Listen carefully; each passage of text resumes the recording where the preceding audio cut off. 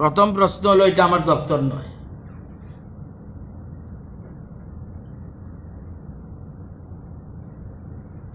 অতীতে শিক্ষা দপ্তরের অধীনে তারা ছিল, অতীতে শিক্ষা দপ্তরে তারা অধীনে ছিল। হাইকোর্ট থেকে তাদের চাকরি বাতিল হয়, হাইকোর্ট থেকে তাদের চাকরি বাতিল হয়,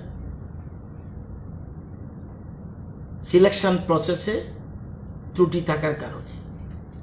পরবর্তী সময় সুপ্রিম কোর্টে যায়, দেশের সর্বোচ্চ আদালত সুপ্রিম কোর্ট হাইকোর্টের আদেশ বহাল রাখে। আমরা ইন দ্য মেইন টাইম ক্ষমতায় আসি। আমরা যেহেতু হঠাৎ করে শিক্ষক চলে গেলে আমাদের শিক্ষা দপ্তর অসুবিধায় পড়তে পারে, সেজন্য আমরা সুপ্রিম কোর্টে যাই। আমরা বলছি আমাদের নিয়োগ সাপেক্ষে এবং আমাদের সাফিসিয়েন্ট বিএড নেই, সুতরাং নিয়োগ সাপেক্ষে তোমরা কিছুদিন আমাদের অ্যারেঞ্জমেন্ট করো। প্রায় 2 বছর তাদের এক্সটেনশন দিয়েছে। এরপর তাদের চাকরি চলে যায়। এটা কোনো গভর্নমেন্ট অর্ডারে নয়। আমি কেন, আপনিও সুপ্রিম কোর্টের আদেশ মানতে বাধ্য। ভারতবর্ষে যারা বসবাস করে তারা সুপ্রিম কোর্টের আদেশ মানতে বাধ্য। আমার সরকার কেন, যে কোনো সরকারই সুপ্রিম কোর্টের আদেশ মানতে বাধ্য। এরপরেও বহুবার সুপ্রিম কোর্টে যাওয়া হয়েছে, ওদের পক্ষ থেকেও আমাদের পক্ষ থেকেও। আমরা ক্ষমতা আসার আগে তাদের সম্বন্ধে আমরা বলেছিলাম, আমরা তাদের মানবিক দৃষ্টির দিক দিয়ে বিচার করে তাদেরকে আমরা তাদের একটা প্রোভাইড করার, চাকরি ক্ষেত্রে প্রোভাইড করার ব্যবস্থা করব। আমরা সুপ্রিম কোর্টে বেকাররা বিরক্ত হবে, রাগ হবে, তারপরেও জানা সত্ত্বে আমরা সুপ্রিম কোর্টে বলেছি এদের সাথে 10,000-এর সাথে আরো অনেক মানুষ জড়িত, পরিবারের লোকজন, তাদেরকে আমরা চাকরি দিতে চাই, তাদেরকে আমরা চাকরি দিতে চাই। এবং তাদের জন্য যেন প্রভিশন হয় উইদাউট অ্যাডভার্টাইজমেন্ট যেন আমরা নিতে পারি, তাদেরকে সেই সুবিধা দেখা হোক। খুব সম্ভব শব্দগুলি আমার এরকমই ছিল বলে মনে হয়। সুপ্রিম কোর্ট ক্যাটাগরিক্যালি বলে দিয়েছে কোনো এক্সট্রা বেনিফিট দেওয়া যাবে না। অন্য বেকাররা যা, তাদের ক্ষেত্রেও সেই ব্যবস্থা নিতে হবে, কোনো নো আদার এক্সট্রা ফ্যাসিলিটি। হ্যাঁ, ইন দ্যাট কেস যেহেতু তারা চাকরিরত ছিল, তাদের জন্য 2023 সাল পর্যন্ত তাদের এইটা যেন রিল্যাক্সেশন করা হয় অ্যাকর্ডিংলি আমাদের রাজ্যে। এবং কতটা, ওই যখন সুপ্রিম কোর্টে গিয়েছিলাম তখন বলছিল যে আমাদের পোস্ট ক্রিয়েট করেছি, তুমি বলো প্লিজ পারমিট আস, তাদেরকে আমরা যেন উইদাউট অ্যাডভার্টাইজমেন্ট, উইদাউট ইন্টারভিউ নিতে পারি। সুপ্রিম কোর্ট নাকচ করে দিয়েছে, বলছে no other facility, extra facility. আচ্ছা, শুধু এজ রিল্যাক্সেশন। অ্যাকর্ডিংলি আমরা ইন্টারভিউ কল করেছি। আপনারা জানেন যে আমরা প্রাথমিক স্তরে 2,445টা, এলডিসি 1500, গ্রুপ সি তাদের 19-12 থেকে, এই মাসের 19-12 থেকে তাদের দরখাস্ত জমা দেওয়ার জন্য বলছি সবার সাথে। 19-12 থেকে আমরা starting date of submission of online application. এবং এছাড়া গ্রুপ সি আরো 945, সেটাও 28-12 থেকে।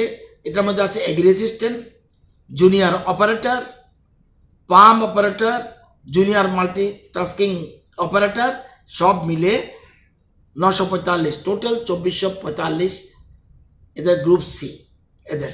এছাড়া আরো 2500 মাল্টিটাস্কিং স্টাফস, সেটাও 2500। 28-12 থেকে তাদের অ্যাডভার্টাইজমেন্ট দেওয়ার জন্য বলেছি। তো আমরা একবার চিন্তা করেছিলাম এটা করার আগে তাদের কতটুকু তাদের প্রতি দরদ আছে না আছে এই শব্দগুলি দেখলেই বোঝা যাবে। সুপ্রিম কোর্টে দরখাস্ত দিয়েছিলাম উইদাউট ইন্টারভিউ, উইদাউট অ্যাডভার্টাইজমেন্ট, তাদেরকে আমাদের নিতে দাও, আমাদের পোস্ট আছে এডুকেশন ডিপার্টমেন্ট ছাড়া। সুপ্রিম কোর্ট অ্যালাউ করেনি। এবার আউটসোর্সিংয়ের মাধ্যমে তাদেরকে নেওয়ার চেষ্টা করেছি, কিন্তু সংস্থা যতগুলি আছে 10,323 আমার সাথে এবং মুখ্যমন্ত্রীর সাথে দেখা করে, সর্বশেষ মুখ্যমন্ত্রীর সাথে আলোচনা করে তারা দে আর হ্যাপি। বলছে শিক্ষামন্ত্রীর সাথে কথা বলে আমরা হ্যাপি না। 2-3টা সংগঠন মুখ্যমন্ত্রীর সাথে কথা বলে আমরা হ্যাপি। তাদের কথা চিন্তা করে আউটসোর্সিং বাদ দিয়ে না আমাদের সরকারি চাকরি চাই, সরকারি চাকরির জন্য প্রায় প্রাথমিক পদক্ষেপ এই যে 4,945, এই যে 4,000 অর্থাৎ 5,000, এই 4,945 প্রায় 4,000 পোস্ট সরকারি চাকরি, তাদের জন্য তাদের কথা মাথায় রেখে আমরা অ্যাডভার্টাইজমেন্ট দিয়েছি। অন্যান্যরাও এটার মধ্যে অংশগ্রহণ করতে পারে যদি এক্ষেত্রেও তারা, এবং এটার জন্য এই প্রথম ত্রিপুরা রাজ্যে এই সবগুলি পোস্টের জন্য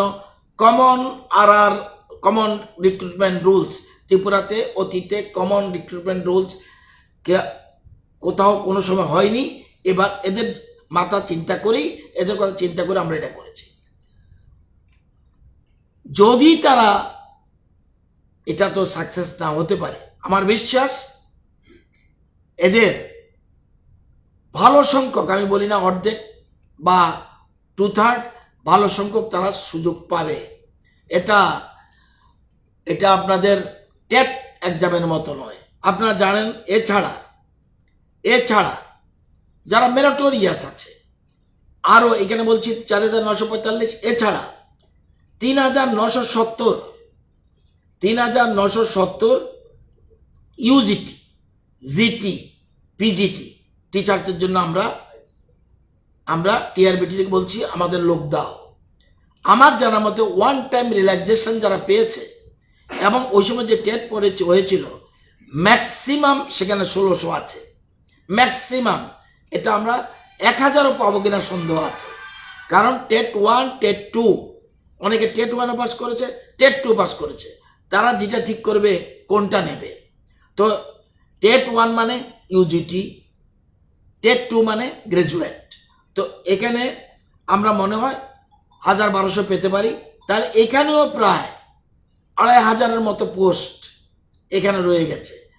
যারা brilliant student they can go TET exam, তাদের কথা।